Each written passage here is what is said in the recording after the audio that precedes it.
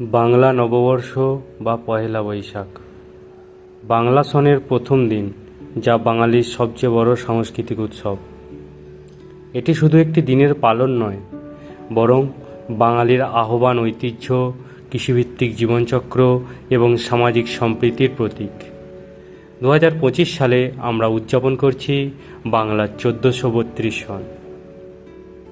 মুঘল আমলে রাজস্ব আদায়ের সুবিধার্থে সম্রাট আকবর 1584 সালে বাংলা সন চালু করেন। ফসলি সনের সাথে মিল রেখে বৈশাখ মাসকে প্রথম মাস ধরা হয়। পরবর্তীতে এর সংশোধনীয় করা হয়। প্রাচীনকালে হিন্দু সম্প্রদায় বৈশাখী মেলা ও গৃহপ্রবেশ অনুষ্ঠানের মাধ্যমে নববর্ষ পালন করত। মুসলিম শাসন আমলে এটি হালখাতা অর্থাৎ লেনদেনের নতুন খাতা খোলা হিসাবে এই নতুন অনুষ্ঠানের রূপ নেয়। আধুনিককালে রবীন্দ্রনাথ ঠাকুরের শান্তিনিকেতনে পহেলা বৈশাখ উৎসব জনপ্রিয় করে তোলে। পয়লা বৈশাখের দিনে বিভিন্ন জায়গায় মঙ্গল শোভাযাত্রা দেখতে পাওয়া যায়। এছাড়াও বৈশাখী মেলা, যেখানে কুটির শিল্প, পিঠাপুলি, হস্তশিল্পের বিভিন্ন প্রদর্শনী এগুলি হতে দেখা যায়। এছাড়াও গ্রামের দিকে হালখাতা হয়, যেখানে দোকানিরা পুরনো দেনা পাওনা মিটিয়ে নতুন হিসাবের খাতা খোলেন। বিভিন্ন জায়গায় বাউল সঙ্গীত শুনতে পাওয়া যায়। এছাড়াও গ্রাম বাংলার বিভিন্ন খেলা, যেমন নৌকা বাইচ, লাঠি খেলা ইত্যাদি খেলার আয়োজন করা হয়।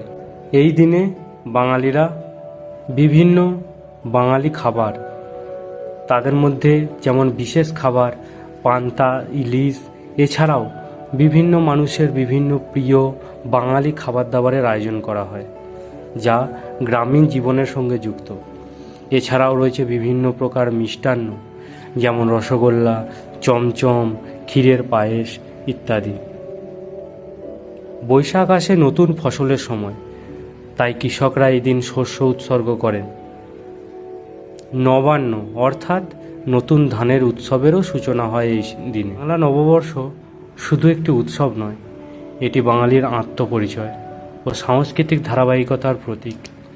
বৈশাখের তপ্ত হাওয়ায় মিশে থাকে নতুন স্বপ্নের গন্ধ। নতুন বছর, নতুন স্বপ্ন, নতুন পথে যাত্রা শুরু হোক। বৈশাখের ঝড় যেন ভেঙে দেয় সব জরাজীর্ণ, নিয়ে আসে অগ্রগতির বার্তা। শুভ নববর্ষ 1432 সনকে আমরা সবাই মিলে আসুন স্বাগতম জানাই। শুভ নববর্ষ, রাধে রাধে। সবাই ভালো থাকবেন, সুস্থ থাকবেন।